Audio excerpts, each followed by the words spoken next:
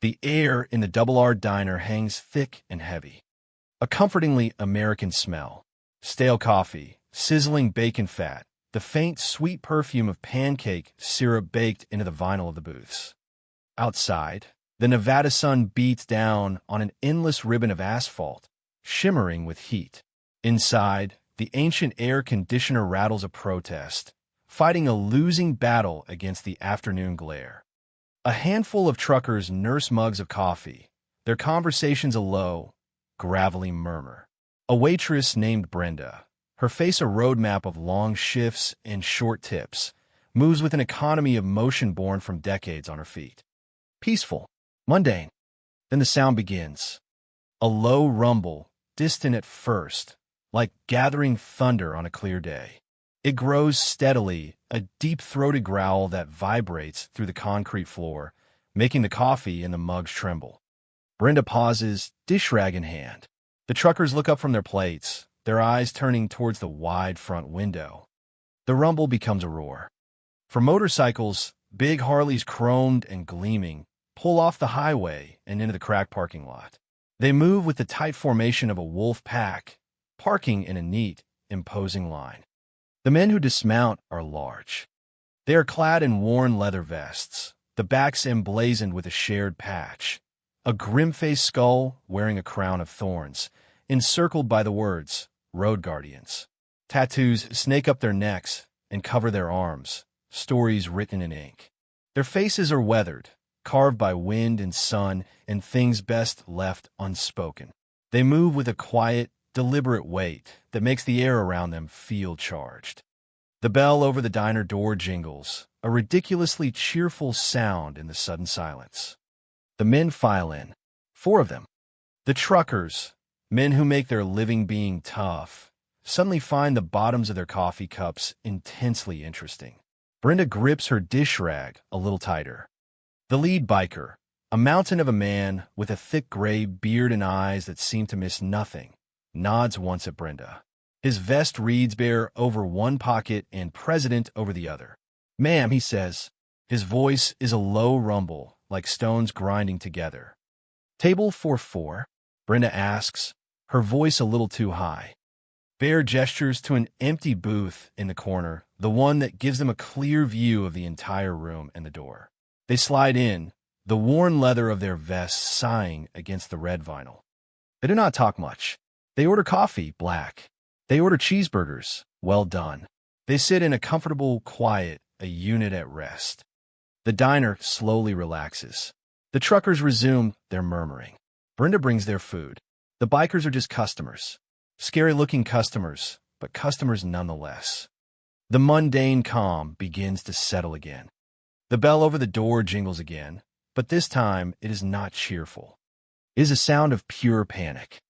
A small girl stands in the doorway, framed by the blinding sunlight.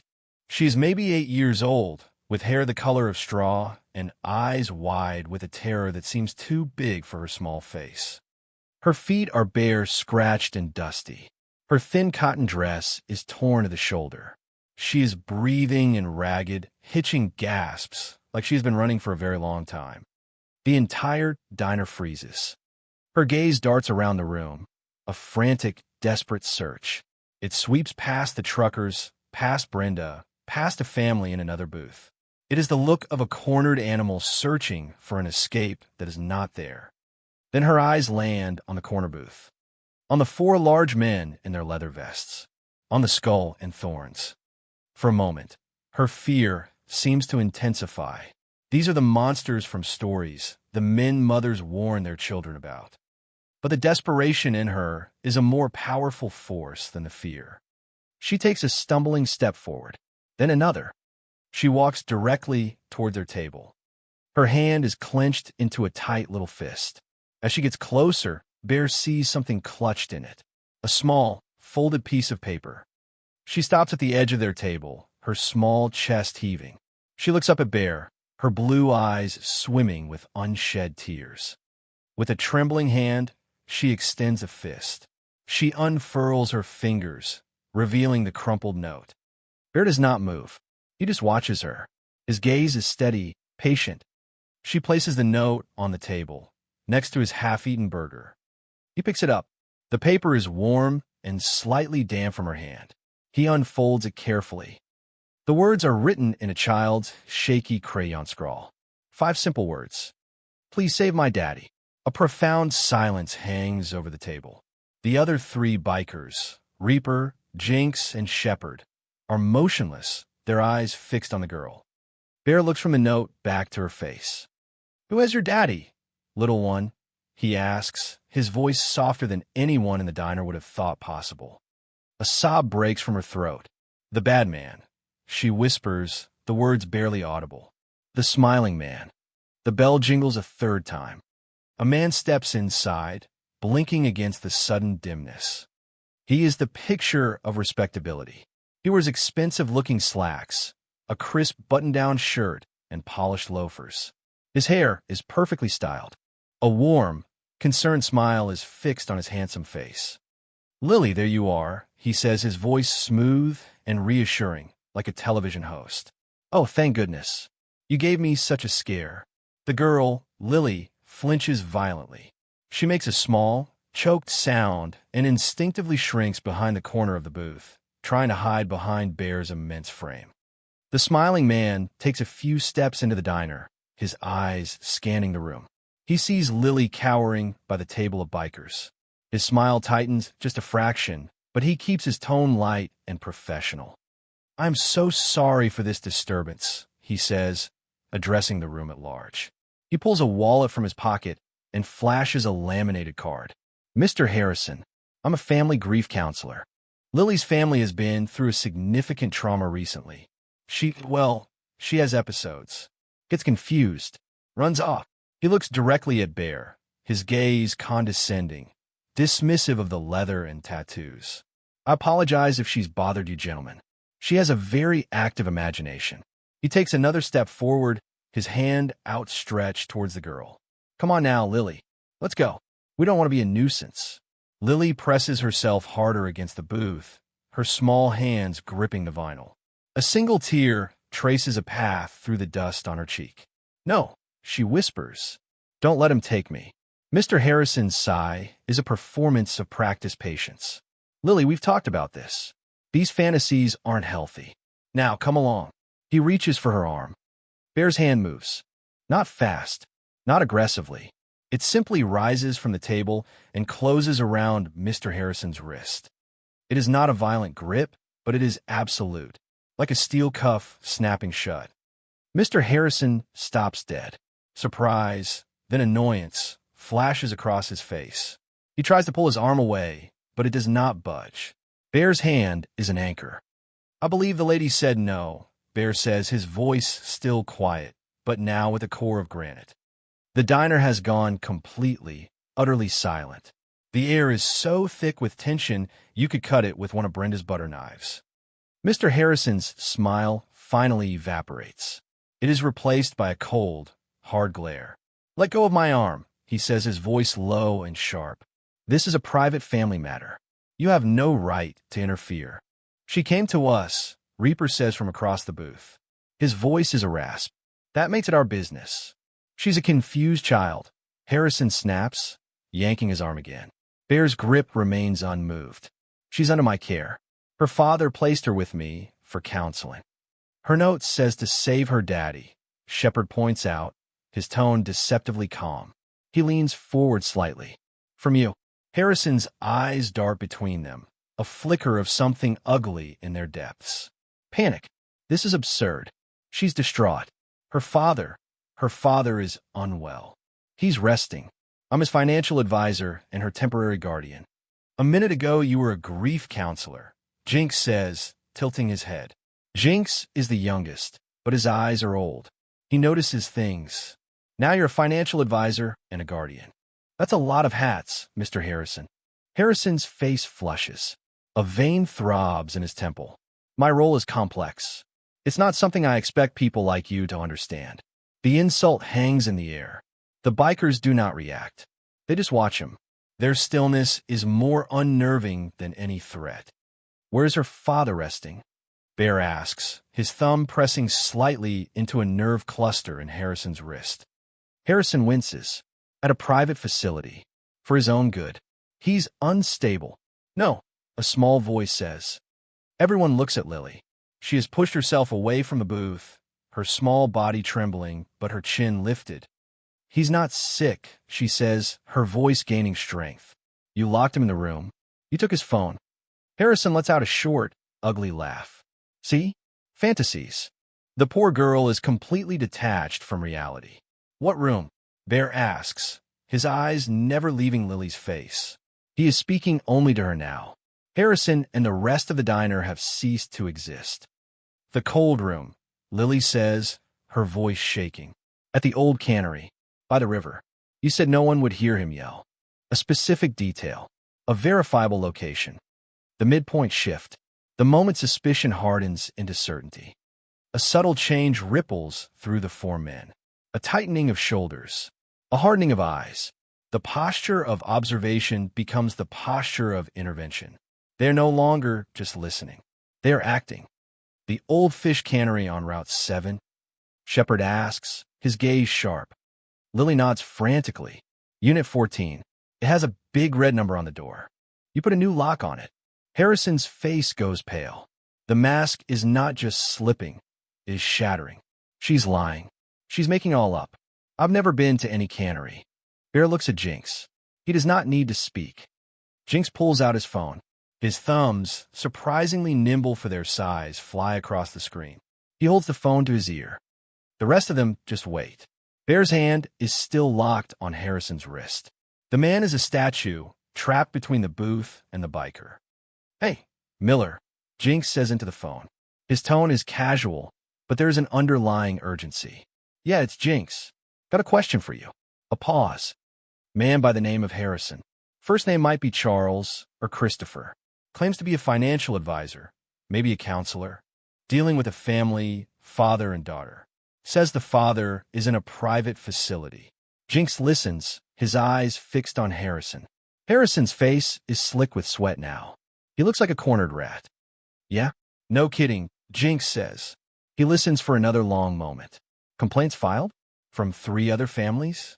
License to practice any kind of counseling or financial advisement revoked 6 months ago for fraud and extortion.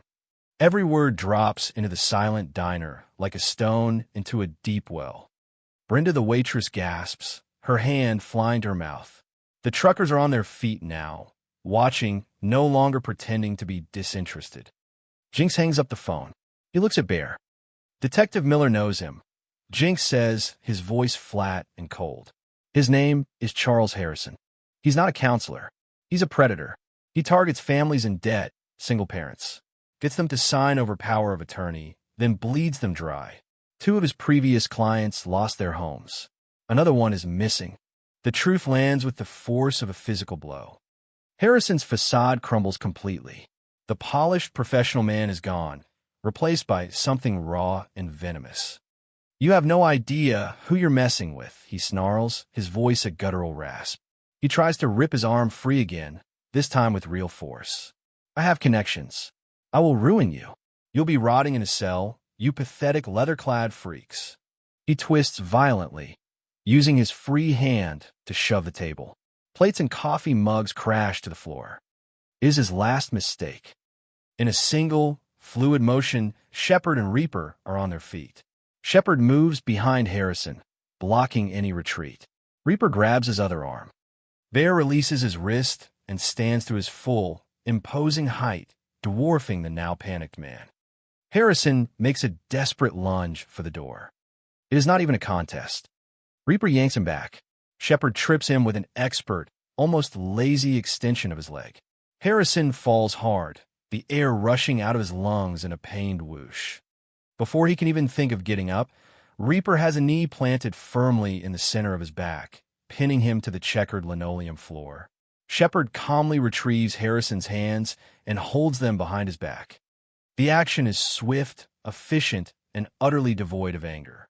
It is the simple application of overwhelming force to neutralize a threat. Containment, not revenge. The diner patrons watch, stunned into silence. They have just witnessed a wolf in sheep's clothing being taken down by the very men they had judged to be wolves themselves. Sirens wail in the distance, growing closer. Jinx had given Miller their location. Bear ignores the subdued man on the floor. He turns and kneels, bringing himself down to Lily's eye level. The sheer size of him, now so close, should be terrifying. But his eyes are gentle. They hold nothing but warmth and validation. He reaches out, not to touch her, but to gently pick up the crumpled note from the floor where it had fallen. He smooths it out and holds it. "You were very brave," he says, his deep voice soft. "This piece of paper? This is one of the bravest things I've ever seen." Lily's lower lip trembles. The tears she had been holding back finally fall, but they're not tears of fear anymore. They are tears of relief, of release. "My daddy," she whispers. "We'll find her daddy," Bear promises. "We're going to the cannery. Detective Miller is on his way. Your father is going to be safe." He gestures with his head towards his brothers. "You see us? We're the road guardians. When someone asks us for help, they become one of us. That means you're one of us now, little one. And we always protect our own." The front door of the diner opens, and two uniformed officers enter, followed by a man in a rumpled suit who moves with weary authority. Detective Miller. Miller's eyes take in the scene in an instant. Harrison pinned on the floor, the bikers standing calmly, the little girl by the booth. He nods once at Bear. A look of understanding passes between them. An old, established trust. "Harrison," Miller says, his voice tired. "I should have known. Get him up." The officers cuff Harrison and haul him to his feet. The defeated man spits curses and threats, but his words are hollow now, the pathetic ranting of an exposed coward. As they lead him out, Miller walks over to the booth. He looks down at Lily, his expression softening. "Brenda," he calls over his shoulder. "Can you get this young lady a glass of water? And maybe some ice cream?" Brenda, finally snapping out of her trance, rushes to comply. Miller turns to Bear. "Cannery, Unit 14. That's what she said," Bear confirms, handing the detective the crayon-scrawled note. Miller looks at it, then back at Lily, who is now being fussed over by Brenda. "Good work, all of you," he says quietly to the bikers. "I'll send a team there right now. You guys should probably, he gestures to the door. Bear nods. Their work here is done. Justice is now in the hands of the law, where it belongs. He places a hand gently on Lily's head. "You stay with the detective, little one. He'll take you to your daddy." Lily looks up at him, her eyes wide with a gratitude so profound it is heartbreaking. "Thank you," she mouths. The four men turn and walk out of the diner. The bell jingles their departure. The truckers and the other patrons watch them go, their expressions a mixture of awe and respect. The perception of them has been irrevocably altered. They mount their bikes, the leather creaking, the chrome glinting in the afternoon sun. A few hours later, Bear's phone buzzes. It is a text from Miller. "Father is safe, dehydrated and shaken, but alive. He was locked in a storage unit at the cannery, just like she said. Harrison was trying to make him sign over his house. You guys saved his life. He wants to thank you." Bear shows the text to the others. A series of grim, satisfied nods. Another text comes through from Miller. "He wants to pay you." Bear types a short reply. "No comment. The girl paid. Tell them to take care of each other." He puts the phone away. The job is done. The order is restored. They're back on the road, four dark shapes moving down the endless highway, the setting sun at their backs, heading towards the next town, the next diner, the next person who might need a guardian when the smiling wolves come knocking. 6 months pass. The seasons turn. The blistering heat of the Nevada summer gives way to the crisp chill of autumn. The road guardians are 1,000 miles away, parked outside a different diner in a different state. The coffee is worse here, but the principle is the same. Shepard comes out of the small-town post office, a stack of mail in his hand. Mostly club business, bills, newsletters from other chapters. He sorts through it as he walks back to the bikes. "Bear," he says, holding up a small, pink envelope. "Got one for you." The envelope is addressed in a familiar, slightly shaky hand. To Bear and the Guardians, there is no return address, just a postmark from a small town in Nevada. Bear takes the envelope. He swings a leg over his bike, sits down, and carefully tears it open. Inside, there are two things. The first is a photograph, a school picture. It is Lily. Her hair is neatly brushed, and she is wearing a bright yellow dress. The haunted, terrified look in her eyes is gone. Completely. It has been replaced by a bright, happy, confident smile. A real smile. The smile of a child who knows she is safe. The second is a piece of drawing paper, folded in half. Bear opens it. It is a child's drawing, made with crayons. On one side of the drawing is a small house with a big yellow sun smiling down on it. A stick figure man with brown hair and a stick figure girl with yellow hair stand in front of the house, holding hands. They are both smiling. On the other side of the drawing are 4 very large stick figures. They are all wearing black vests with a circle and some squiggles on the back. They're sitting on big, lumpy shapes that are clearly meant to be motorcycles. Even in crayon, they are unmistakably the road guardians. And they're all smiling, too. Bear turns the drawing over. On the back, in the same careful script as the envelope, is a short message. Dear Bear, thank you for saving my daddy. He is all better now. We live in our house, and I go to school. The police said the bad man is in jail for a very long time. My dad says you are angels. I think you're superheroes. Love, Lily. Bear reads the note twice. Reaper, Jinx, and Shepherd have gathered around, looking over his shoulder. A quiet falls over them, a moment of shared, unspoken affirmation. This is why they ride. Not for the freedom of the road, not for the brotherhood, not for the fear they inspire. All that is secondary. They ride for this, for the photograph of a smiling girl, for the crayon drawing of superheroes, for the restored order, the protected innocent, the quiet knowledge that they stood in the gap when no one else would. Their code, their entire existence, is reaffirmed in this single, small piece of paper. Bear carefully folds the drawing and the photograph and tucks them into the inside pocket of his vest, the one right over his heart. It joins a small, treasure collection of similar mementos. A faded ribbon, a pressed flower, a photograph of a young woman in a graduation gown. Trophies of battles won, not for glory, but for grace. He looks up at his brothers. A rare, small smile touches the corners of his mouth, hidden in his thick beard. He does not say a word. He does not have to.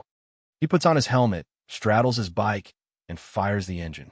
The familiar, deep-throated roar fills the air. One by one, the other bikes join in a chorus of control power. The code is sound. The mission is clear. The Guardians are ready. With a final nod, Bear pulls out onto the open road, leading his pack into the horizon, forever watching, forever waiting for the next small, desperate cry for help.